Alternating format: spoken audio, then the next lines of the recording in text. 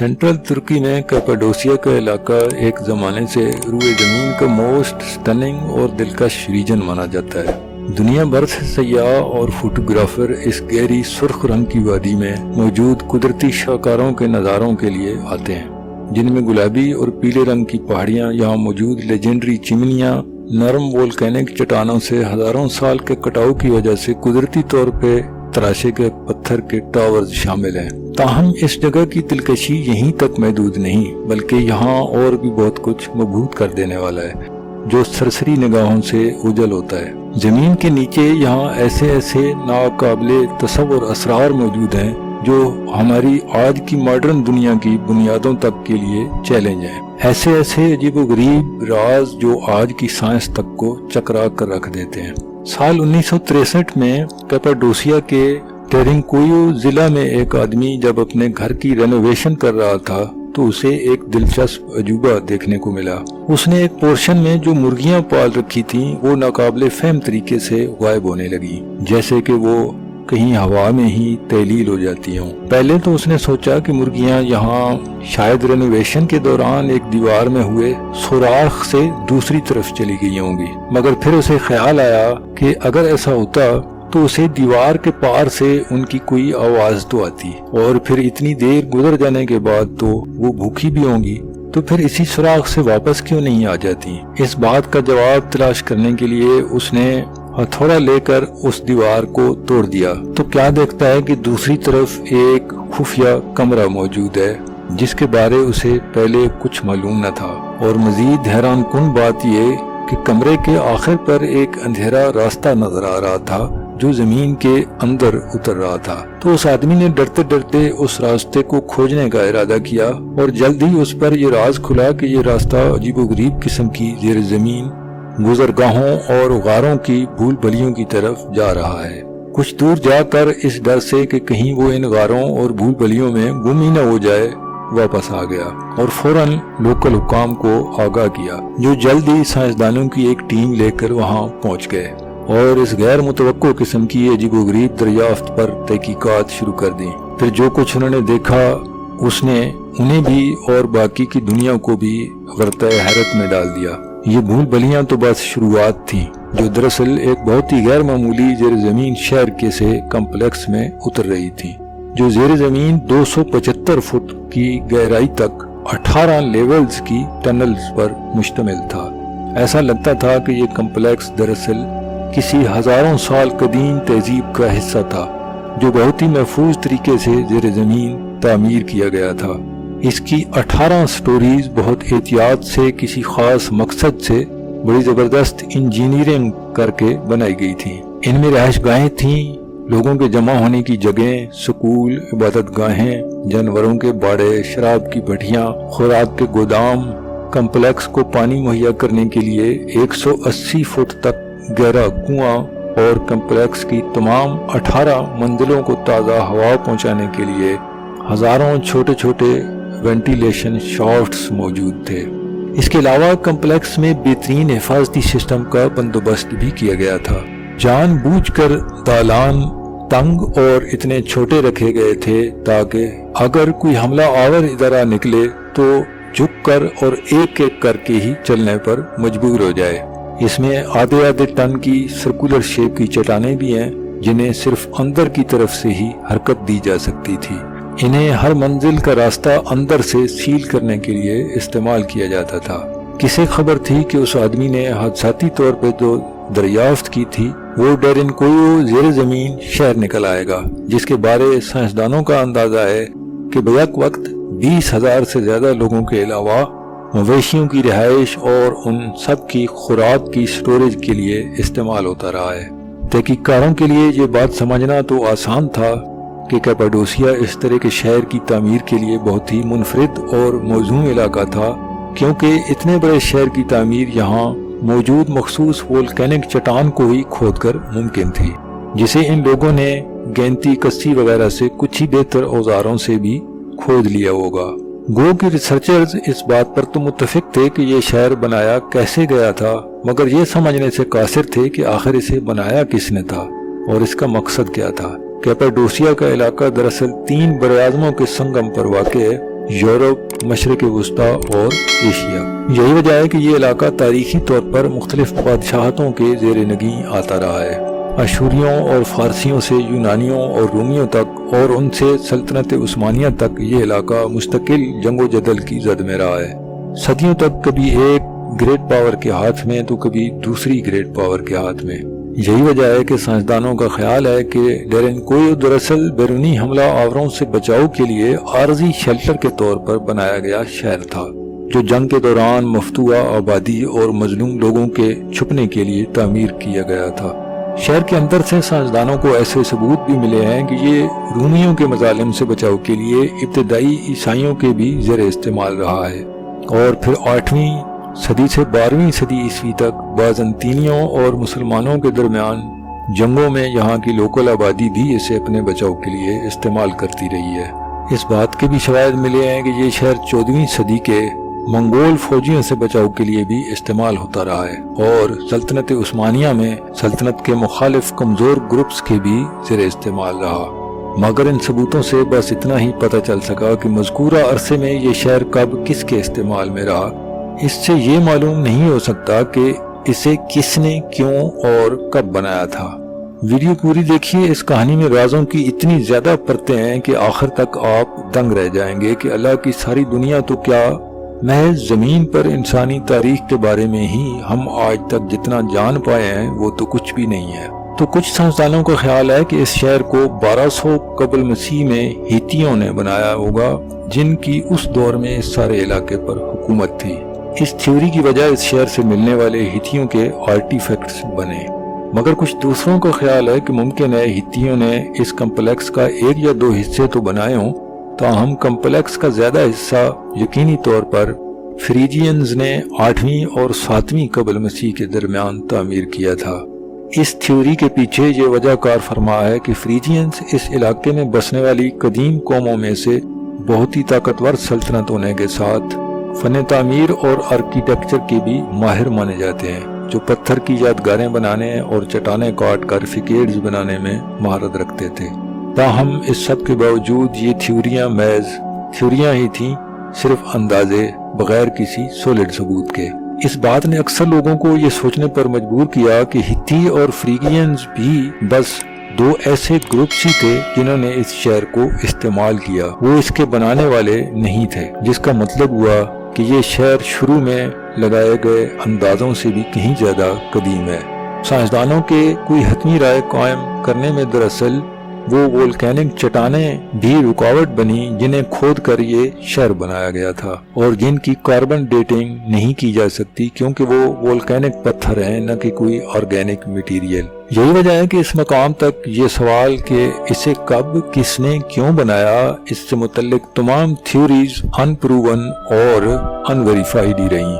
سائنسدان بس ایک چیز پر یقین کے ساتھ متفق ہوئے کہ یہ شہر ہزاروں سال سے جان بچانے کے لیے لوگ شیلٹر کے طور پر استعمال کرتے رہے، کبھی ایک گروپ کے استعمال میں رہا تو کبھی دوسرے گروپ کے، اور ہر گروپ نے اس میں کچھ نہ کچھ اضافہ کیا، یہاں تک کہ ترکی اور یونان کے درمیان جنگ کے بعد یونانین نسل لوگوں کو ڈیپورٹ کر کے اس جگہ کو سرکاری طور پر بند کر دیا گیا۔ ایسا لگتا تھا کہ یہ مسٹری کہ ڈیرینکوئیو کو بنایا کس نے بس مسٹری ہی رہے گی، اور یہ شہر قدیم دنیا کے نہ سمجھ آنے والے حیرت کدوں میں بس ایک اور اضافہ ہوگا۔ اب آپ شاید سوچ رہے ہوں گے کہ غالباً یہاں پر کہانی ختم ہو جانی چاہیے، مگر ایسا نہیں ہے۔ اگلے کچھ عرصے میں اس حیرت کدے کی مسٹری میں مزید حیران کر دینے والا موڑ آتا ہے۔ ڈیرینکوئیو کی دریافت کے بمشکل 1 سال بعد ہی اس سے چند کلومیٹر کے فاصلے پر کیماکلی نام کے گاؤں میں جب ورکرز کیماکلی کی پہاڑی پر کھدائی کر رہے تھے تو انہیں وہاں بھی زیر زمین ٹنلز کی بھول بھلیاں ملتی ہیں۔ جب ان کی مزید کھدائی کی جاتی ہے تو وہاں سے بھی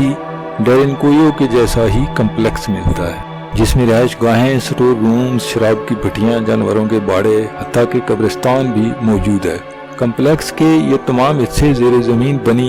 100 ٹنلز کے ذریعے آپس میں جڑے ہوئے ہیں، جن کے داخلی دروازوں کو اندر کی طرف سے بھاری گول پتھر سے بند کیا جاتا ہے۔ گو کہ کیماکلی کا زیر زمین شہر ڈیرینکوئیو کے جتنا بڑا تو نہیں، تاہم اس کا بے ترتیب کا پھیلاؤ اسے مجموعی طور پہ ڈیرنکویو سے بھی بڑا شہر بنا دیتا ہے۔ جیسا بھی ہو، یہ زیر زمین چھپی ایک اور یادگار تعمیر ہے۔ جب اس کی مزید چھان بین کی گئی تو مزید عجوبہ یہ دریافت ہوا کہ کیماکلی کمپلیکس کی تہہ میں ٹنلز کی ایک ایسی سیریز بھی موجود ہے جو وہاں سے 5 میل دور ڈیرنکویو کمپلیکس سے جا ملتی ہے۔ یعنی نہ صرف یہ کہ کیپاڈوسیا میں 2 زیر زمین شہر موجود ہیں، بلکہ دونوں جڑواں بھائی بھی ہیں جو زیر زمین ٹنلز کے ذریعے فزیکلی بھی ایک دوسرے سے جڑے ہوئے ہیں، اور ممکنہ طور پہ کسی ایک ہی گروپ نے یہ بنائے تھے۔ ان تمام دریافتوں پر ہی اتنے سارے سوالات ابھی تک حل طلب ہی ہوتے ہیں کہ ایک اور نئی دریافت ہو جاتی ہے۔ سال 1972 میں ڈیرنکویو سے 35 میل شمال میں اوزگوناک گاؤں کا ایک کسان اس بات پر پریشان ہوتا ہے کہ وہ جو فصل کو پانی دیتا ہے وہ کھیت میں پھیلنے کی بجائے کہیں زمین کے اندر غائب ہو جاتا ہے۔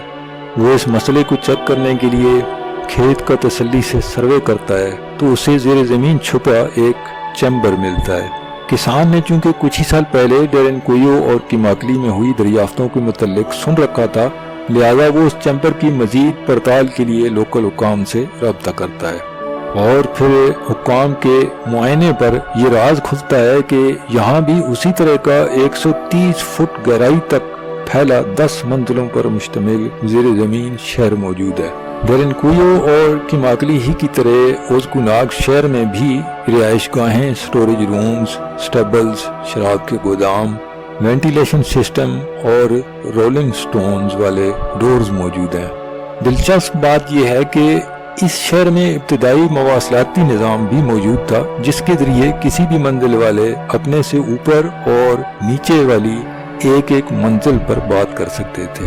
اس کے علاوہ داخلی دروازوں کے پتھروں میں سوراخ بھی ڈرل کیے گئے تھے تاکہ ان کے ذریعے باہر سے دست اندازی کرنے والوں پر گرم تیل ڈالا جا سکے۔ وہ کہ اوزگوناک کا شہر پہلے والے شہروں سے سائز میں چھوٹا ہے، تاہم اس کی دریافت سے کئی سارے مزید دلچسپ سوالات پیدا ہوتے ہیں کہ 35 میل کے فاصلے پر کیا یہ شہر بھی انہی لوگوں نے بنایا تھا؟ اگر ہاں تو اس میں ان کی نسبت زیادہ فیچرز کیوں ہیں؟ مزید یہ کہ کیا یہ شہر بھی دوسرے 2 شہروں کی طرح زیر زمین ٹنلز کے ذریعے ان دوسرے شہروں سے جڑا ہوا ہے؟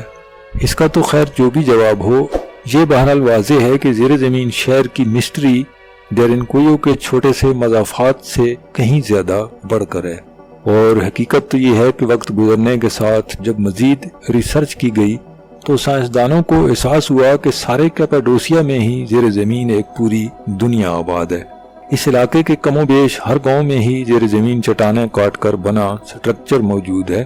گو کہ اکثر یہ سٹرکچر چھوٹے ہیں، 1 یا 2 کمروں پر مشتمل ہیں، تاہم اس سے یہ بات کنفرم ہو جاتی ہے کہ اس علاقے میں کبھی زیر زمین تعمیر کا رجحان بہت وسیع تھا۔ سائنسدانوں کا خیال ہے کہ کیپاڈوسیا ریجن میں کسی دور میں ایک پوری سویلائزیشن زیر زمین آباد تھی۔ کیماکلی اور اوزگوناک جس کے بڑے شہر تھے اور ڈیرنکویو اس کا کیپیٹل۔ یہ تھیوری آج کے جدید دور میں بھی ایک اشرہ پہلے تک رائج رہی، یہاں تک کہ وہ سب کچھ ماہرین آرکیالوجی نے اب تک سمجھا تھا کہ انہوں نے ٹھیک سوچا ہے، ایک روز پانی کے بلبلے کی طرح پھٹ گیا۔ وہ یوں کہ 2012 میں ترکی کی ہاؤسنگ ڈیولپمنٹ ایڈمنسٹریشن نے کیپاڈوسیا کے نیوشہیر شہر میں اربن ٹرانسفارمیشن پروجیکٹ شروع کیا، جس کا مقصد بازنطینی دور کے نیوشہیر قلعے کے قرب و جوار والی پرانی بوسیدہ عمارتیں گرا کر ان کی جگہ نئی تعمیر کرنی تھی۔ جیسے ہی پروجیکٹ پر کام شروع ہوا تو ورکرز کو زیر زمین ٹنلز کی سیریز ملنے لگی جو قلعے کے نیچے جا رہی تھی۔ کیپاڈوسیا ریجن میں آخری زیر زمین شہر دریافت ہوئے اب تک 40 سال گزر چکے تھے، لہذا ورکرز کو شک ہوا کہ نہیں، یہ وہ چیز نہیں ہو سکتی جس کا ہمیں گمان ہو رہا ہے، مگر کچھ مزید معائنے پر ایک بار پھر یہ بھی وہی چیز ثابت ہوئی اور ایک بہت بڑا سٹی کمپلیکس نکل آیا۔ اس نئے شہر میں بھی ڈیرنکویو، کیماکلی اور اوزگوناک کے جیسی ہی خصوصیات شامل تھیں، جن میں کمرے، سٹیبلز، شراب خانے، پانی، وینٹیلیشن سسٹم اور بھاری پتھروں کے دروازے شامل ہیں۔ پھر یوں ہوا کہ جب نیوشہیر یونیورسٹی کے جیولوجسٹس نے زیر زمین بھول بلیوں کا نقشہ بنانے کے لیے سیزمک ٹوموگرافی اور جیو فزیکل ریزسٹیوٹی ٹیکنالوجی کا استعمال کیا تو جیسے ان کے تو ہوش اڑ گئے، اور یہ راز کھلا کہ یہ نیا شہر تو ناقابل یقین حد تک 5 ملین سکوائر فٹ پر بنا زیر زمین 370 فٹ نیچے تک پھیلا ہوا ہے، جس کا مطلب ہوا کہ نیوشہیر والا زیر زمین شہر تو ڈیرنکویو سے بھی کہیں بڑا ہے، سائنسدانوں کے خیال میں 30 گنا بڑا۔ دوسرے الفاظ میں جس نے بھی کیپاڈوسیا کے زیر زمین شہر تعمیر کیے ان کا کام اس سے کہیں زیادہ ایکسٹینسو تھا جتنا شروع میں خیال کیا جاتا تھا، اور یہ کہ ڈیرنکویو ان کی شاندار تعمیر کا واحد عجائب خانہ نہیں تھا۔ اس سے پہلے کہ نیوشہیر پر مزید کھوج کی جاتی ایک اور عجوبہ ہو گیا جو پہلے سے بھی امیزنگ تھا، جس نے کیپاڈوسیا کے زیر زمین شہروں بارے اب تک کے تمام تصورات کو ہی بدل ڈالا۔ ڈیرنکویو سے 500 میل دور کیپاڈوسیا ریجن سے بالکل ہی الگ تھلگ جنوبی ترکی میں تاریخی شہر میڈیت ہے، جہاں 2020 میں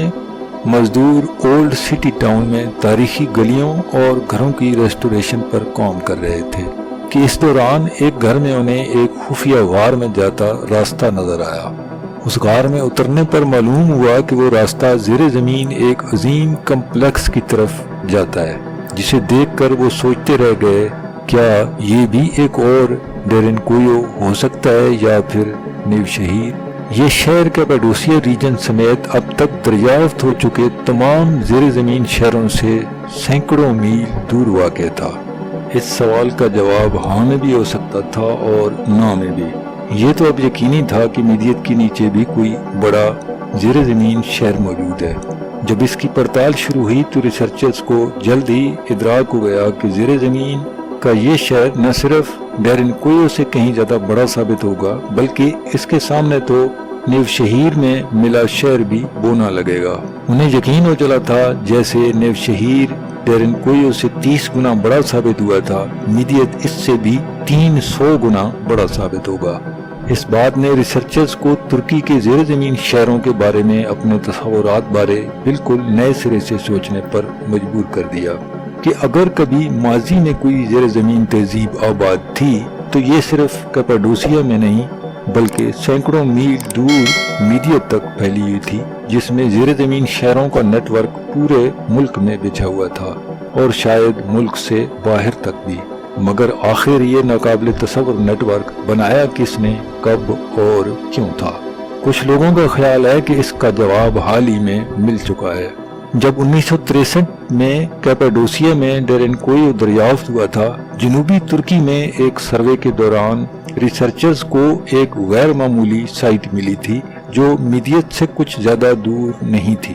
جہاں 60 سال کے بعد یہ نیا شہر دریافت ہونا تھا۔ اسے گوبیکلی ٹیپی یا بیلی ہل بھی کہا جاتا ہے۔ اس پہاڑی کے ٹاپ پر ریسرچرز کو ہر طرف پھیلے لائف سٹون کی ٹوٹی سلیبز بکھری ملی تھی۔ تاہم اس وقت ریسرچرز کو متجسس ضرور تھے کہ شاید یہ جگہ کسی قدیم قبرستان سے کچھ زیادہ بھی ہو سکتی ہے، تاہم انہوں نے بس اتنا ہی نوٹ کیا اور آگے نکل گئے۔ یہاں تک کہ 1994 میں کلاس نام کا ایک جرمن آرکیالوجسٹ اس علاقے میں موجود سائٹس کا سروے کرتے اس مقام پر پہنچا۔ اس کے پیش رواؤں کی طرح کلاس نے صرف ایک نوٹ لکھنے پر ہی اکتفا نہیں کیا بلکہ اس سے فوراً ہی یقین ہو گیا کہ اس جگہ کچھ نہ کچھ ضرور اسپیشل ہو سکتا ہے۔ کلاس کے مطابق محض قدیم قبرستان سے بہت آگے یہ جگہ واضح طور پہ سٹون ایج کی بہت بڑی سائٹ تھی۔ جب ریسرچ شروع ہوئی تو کلاس کا اندازہ درست ثابت ہوا، تاکہ دریافت اس کی سوچ سے بھی بڑھ کر نکلی۔ سطح زمین کے نیچے 18 فٹ لمبے 50 ٹن کے کلاں سنگ یعنی یادگاری پتھروں کی ایک سیریز تھی جنہیں سرکولر پیٹرن میں ارینج کیا گیا تھا، اور ان پر انسان اور جانوروں کے فگرز اور مختلف سمبلز کندہ کیے گئے تھے۔ اس سے بھی اہم اور حیران کن امر یہ تھا کہ اس سائٹ کی کاربن ڈیٹنگ 9600 سے 8200 BCE تک کی تھی، جو کہ انگلینڈ میں موجود مشہور سٹون ہینج سے بھی 5000 سال پرانی ہے۔ تو سمپلی گوبیکلی تیپی معلوم دنیا کے قدیم ترین میگالیتھ پتھروں کا گھر تھا، مگر سوال یہ ہے کہ اتنے قدیم دور میں اس قدر دور دراز جگہ پر یہ ناقابل یقین چیز بنانے والا آخر کون ہو سکتا ہے؟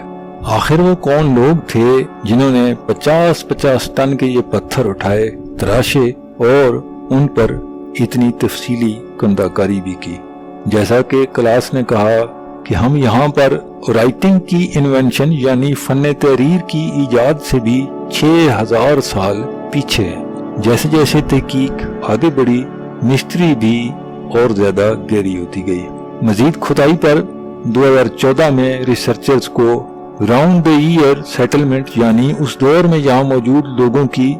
مستقل رہائش گاہ کے ثبوت ملے، جس سے ثابت ہو گیا کہ گوبیکلی تیپی کے بنانے والے نہ تو کوئی خانہ بدوش شکاری تھے اور نہ وہ یہاں محض عارضی پڑاؤ کے لیے ٹھہرے تھے جنہوں نے ہوا میں ہی یہاں پر یہ مونومنٹ کھڑا کر دیا تھا جیسا کہ عام تصور پایا جا رہا تھا، بلکہ وہ لوگ ایک اسٹیبلشڈ سویلائزیشن تھے، آج تک کی ڈسکورڈ تمام تاریخ سے قدیم ترین سویلائزیشن۔ مگر سائنسدان حیران تھے کہ آخر یہ سویلائزیشن کون سے لوگوں کی تھی اور ان لوگوں کا ذکر ہماری تاریخ کی کتابوں میں پہلے کیوں نہیں ملتا۔ اس پر بھی آج تک ریسرچ جاری ہے، تاہم یہ سائٹ اتنی ڈیلیکیٹ ہے کہ بمشکل اب تک اس کی 5% ہی کھدائی ہو پائی ہے۔ جیسے جیسے آنے والے سالوں میں مزید انکور ہوتا ہے سائٹ کے بارے میں کیا کچھ سامنے آتا ہے اور مذکورہ سویلائزیشن کے متعلق جس نے اسے بنایا کیا کچھ ڈسکور ہوتا ہے، یہ وقت بتائے گا۔ کچھ لوگوں کا سوال ہے کہ ان لوگوں نے اسے آخر بنایا ہی کیوں تھا؟ آخر اتنے قدیم ترین دور میں اتنی بڑی عمارت کھڑی کرنے کے لیے اتنی زیادہ محنت وہ لوگ کریں گے ہی کیوں؟ اس کیوں کا جواب ہمارے انسانی ترقی کے بارے تصورات پر گہرے نقوش چھوڑ سکتا ہے۔ کچھ ریسرچرز کا خیال ہے کہ گوبیکلی تیپی دنیا کی سب سے پہلی عبادت گاہ بھی ثابت ہو سکتی ہے۔ کلاس خود بھی اسے انسان کی بنائی پہلی ہولی پلیس کہتا ہے کہ یہ ایک پہاڑی پر بنایا گرجا گھر ہے، جبکہ کچھ لوگوں کا گمان ہے کہ یہ سیریس سٹار سے الائنڈ دنیا کی پہلی آسٹرونامیکل آبزرویٹری بھی ہو سکتی ہے۔ دونوں صورتوں میں انسانی تاریخ کے بارے ہمارے تصورات پر اس کے اثرات بلا شبہ گہرے ہوں گے۔ اس کے بعد آتا ہے 2017 جب دو سائنسدانوں نے ایک مختلف تھیوری پیش کی جو کہ پہلے جوابات سے کہیں زیادہ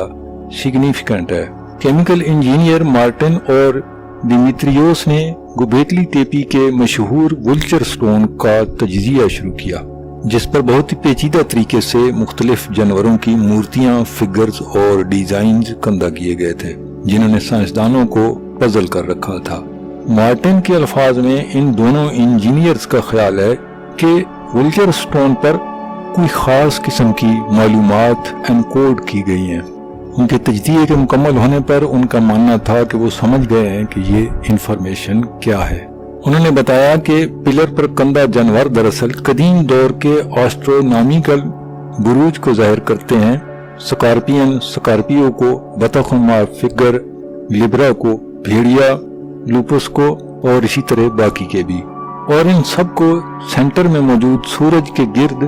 سرکولر شیپ میں ارینج کیا گیا ہے۔ ان دونوں کا ماننا ہے کہ ولچر سٹون انسانی تاریخ میں رونما ہونے والے کسی بہت بڑے واقعے کی تاریخ کا ذکر کرتا ہے، مگر یہ کون سا واقعہ ہو سکتا ہے؟ دونوں انجینئرز کا ماننا ہے کہ ولچر سٹون اس کا بھی جواب دیتا ہے۔ وہ بتاتے ہیں کہ پلر کے ٹاپ پر موجود سکوائر سمبل سے نیچے آتی عجیب سی لائنیں دمدار تارے کی زمین کی طرف گرتے ٹکڑوں کی نمائندگی کرتی ہیں، جبکہ باٹم رائٹ کارنر میں موجود سر کٹا انسان ان ٹکڑوں سے زمین پر پھیلی تباہی اور جانی نقصان کی نمائندگی کرتا ہے۔ انہوں نے میڈیٹرینین آرکیالوجی اور آرکیومیٹری جرنل میں لکھے اپنے تحقیقی آرٹیکل میں تجویز کیا کہ ولچر سٹون دراصل اسی تباہ کن واقعے کی یادگار تھا جو غالباً آئس ایج کے خاتمے کے بعد کی تاریخ کا سب سے بدترین سانحہ تھا۔ ان کا یہ نتیجہ درست ہے، اس بارے انہیں دستیاب سب سے دلچسپ اور اہم ثبوت ان کی اس قدیم نقش و نگار کی تشریح نہیں بلکہ وہ نتیجہ ہے جو اس بات کا تعین کرتے سامنے آیا کہ یہ واقعہ دراصل پیش کب آیا تھا، کہ اگر تو یہ نقش و نگار ان بروج کی الائنمنٹ کے مطابق کسی خاص تاریخ کا تعین کرتے ہیں تو وہ کون سی تاریخ ہو سکتی ہے۔ کمپیوٹر سافٹ ویئر کا استعمال کرتے ہوئے دونوں انجینئرز نے ماضی کی ایسی 3 تاریخوں کا تعین کیا جن کے حساب سے ان بروج کو ولچر سٹون پر نقش کیا گیا تھا۔ 4350 بی سی ای، 10950 بی سی ای اور 18000 بی سی ای۔ یہ کیوں کر اتنا اہم تھا؟ اس لیے کہ 10950 بی سی ای ینگر ڈرائس ایونٹ کے ساتھ پرفیکٹلی میچ کر رہا تھا۔ ینگر ڈرائس 1300 سال پہ پھیلا ایک تباہ کن واقعہ تھا جو لگ بھگ 12900 سے 11600 سال پہلے پیش آیا تھا، جس میں زمین گلوبل کولنگ کی پیریڈ میں چلی گئی تھی، جس سے اس کے کافی حصوں میں آئس ایج کی سی کنڈیشنز پیدا ہو گئی تھیں۔ جیولوجیکل اور آرکیولوجیکل ریکارڈز سے معلوم ہوتا ہے کہ یہ دور دنیا بھر میں انتہائی خوفناک تباہی کا دور تھا، جس میں سپر سونامیز، ماس فلڈنگ، جنگلوں میں لگی خوفناک آگ تھی جس سے فضا دھوئیں اور راکھ سے اس قدر آلودہ ہو گئی تھی کہ سورج کی روشنی زمین تک پہنچ ہی نہیں پاتی تھی، جس کے نتیجے میں اس دور کے دنیا بھر کے جانور معدوم ہو کر رہ گئے تھے۔ گو کہ ینگر ڈرائس کا وقوع تو تاریخ کے اوراق میں جا بجا رقم ہے، تاہم سائنسدان اب تک اس بات کا کھوج نہیں لگا پائے تھے کہ اس سانحے کی وجہ کیا بنی تھی۔ اس کے بارے ایک عرصے سے ایک تھیسس تو یہ رہا ہے کہ ینگر ڈرائس کا سانحہ زمین کی فضا میں پھٹنے والے دمدار تارے کی وجہ سے پیش آیا تھا، جس کے ٹکڑے بارش کی طرح زمین پر برستے تھے، جن میں سے سب سے بڑا ٹکڑا اس دور کی شمالی امریکہ کی آئس کیپس پر کریش ہوا تھا، جس سے ساری برف نے لمحے بھر میں پگھل کر روئے زمین کے ایکو سسٹم کو اتھل پتھل کر دیا تھا۔ مارٹن اور ڈیمیٹریوس کا کہنا ہے کہ گوبیکلی ٹیپی کے ولچر سٹون پر تراشے گئے بروج ایگزیکٹلی اسی پوزیشن میں ہیں جس میں ینگر ڈرائس کا واقعہ رونما ہوا تھا۔ یہ در حقیقت اس وقت رونما ہوتے واقعات کا ریکارڈ ہے جو مزید اسپیسیفکلی یہ بھی بتاتا ہے کہ یہ حادثہ ایک کومیٹ یعنی دمدار تارے کی وجہ سے رونما ہوا تھا۔ جیسا کہ مارٹن نے ایک انٹرویو میں کہا کہ میرے خیال میں یہ ریسرچ حال ہی میں دریافت ہونے والی شمالی امریکی براعظم میں وسیع پیمانے کی پلاٹینیم اناملی سے مل کر ینگر ڈرائس کومیٹ امپیکٹ کی تصدیق کر دیتی ہے۔ تو کیا یہ سچ ہو سکتا ہے؟ کیا ینگر ڈرائس یقینی طور پہ کسی کومیٹ کے باعث ہی پیش آیا ہوگا؟ اور کیا گوبیکلی ٹیپی پر موجود ولچر سٹون واقعی میں اسی آفت کے ریکارڈ کے طور پر کسی قدیم تہذیب کی طرف سے بنایا گیا تھا جس کا اب تک کی تاریخ کی کسی بھی کتاب میں ذکر تک نہیں ملتا؟ اگر ایسا ہی ہے تو پھر اس کی بھلا گوبیکلی ٹیپی اور سارے ترکی میں پھیلے زیر زمین شہروں سے کیا نسبت ہو سکتی ہے؟ اس کا جواب اس حقیقت میں پوشیدہ ہو سکتا ہے کہ ضروری نہیں کہ اس علاقے میں گوبیکلی ٹیپی ہی واحد جگہ ہو جہاں پر ینگر ڈرائس سانحے کا ریکارڈ موجود ہو۔ مثلا زرتشتی مذہب دنیا کے قدیم ترین منظم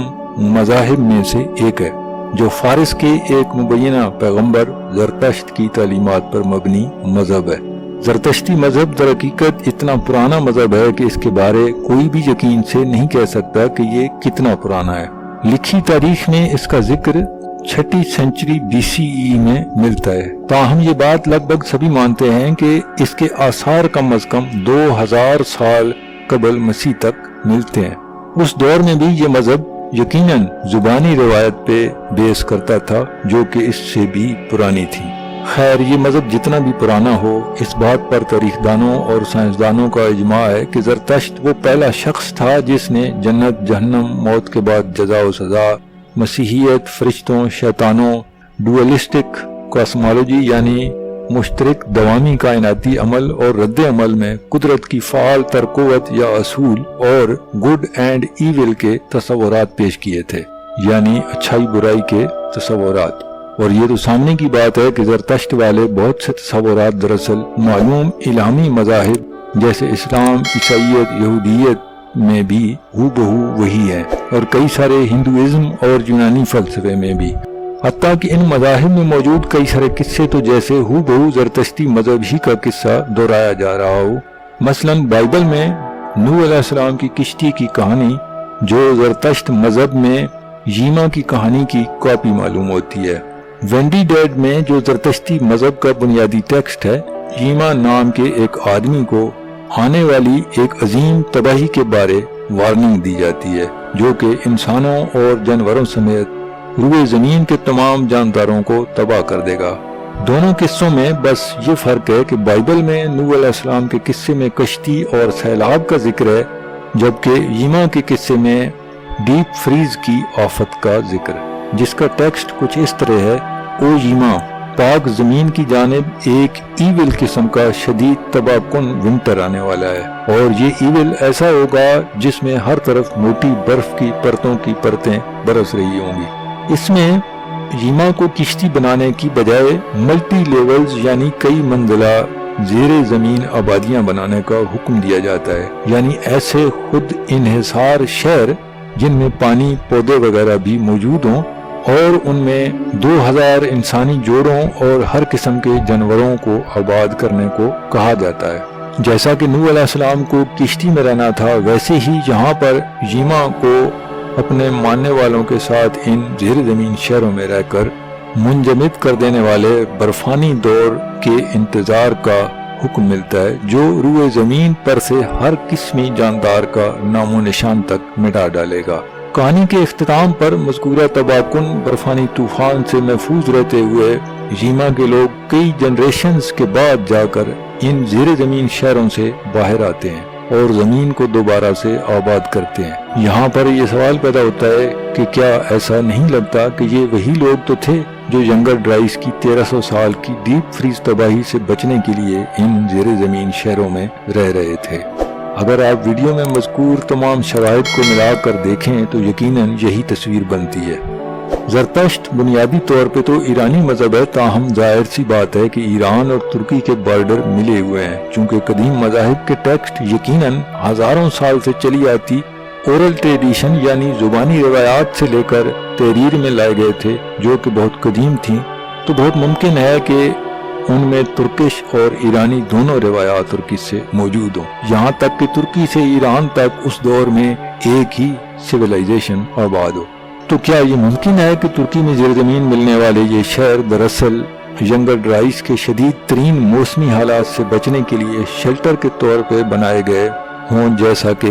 زرتشتی مذہب کی کتاب وینڈی ڈیڈ میں لکھا ہے؟ اگر ایسا ہی ہے، اور شواہد سے تو ایسا ہی لگتا ہے، تو بہت ممکن ہے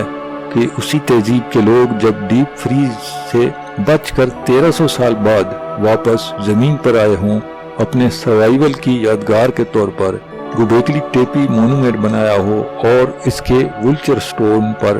آسٹرونامیکل الائنمنٹ کندہ کر کے اس واقعے کے وقوع پذیر ہونے کی ایگزیکٹ ڈیٹ تک ریکارڈ کی ہو، تو خود سوچئے کہ اس کا کیا مطلب بنتا ہے۔ یعنی کہ ایک ایڈوانسڈ اینشینٹ سویلائزیشن کے موجود ہونے کا ثبوت ینگر ڈرائس کے واقعے سے بھی پہلے جو یہاں آباد تھی 12,000 سال پہلے ہماری تاریخ کی کتابوں میں ریکارڈ کی گئی کسی بھی سویلائزیشن سے کہیں زیادہ قدیم تہذیب۔ تو یہ کہنے میں کوئی مبالغہ نہ ہوگا کہ یہ دریافت تو انسانی تہذیبوں سے متعلق سائنس کی دنیا کے اب تک کے سارے کانسیپٹس کو ہی الٹ کر رکھ دے گی اور انسانی تہذیب کے بارے ہمارے تصورات کو بالکل ہی بدل ڈالے گی کہ ہم کہاں سے آئے اور کیسے ہم نے ترقی کی۔ غالباً ابھی بھی اس خفیہ تاریخ کے کئی راز ترکی میں زیر زمین دفن ہیں کہ ایک روز کوئی کسان کھیتی باڑی کرتے یا کوئی مزدور رینوویشن کرتے حادثاتی طور پہ کوئی نیا راز دریافت کر لے جو ہمارے تاریخ کے بارے آج تک کے ان نئی دریافتوں سے ہوئے علم میں اضافے کو بھی کسی اور طرح سے بدل ڈالے۔ امید ہے یہ ویڈیو آپ کے لیے دلچسپی کا باعث رہی ہوگی۔ اگر ویڈیو پسند آئی ہو تو لائک کریں اور دوستوں کے ساتھ بھی زیادہ سے زیادہ شیئر کریں۔ مزید ایسی ہی دلچسپ معلومات پر مبنی ویڈیوز دیکھنے کے لیے چینل سبسکرائب کر لیں۔ نیکسٹ ویڈیو تک اللہ حافظ۔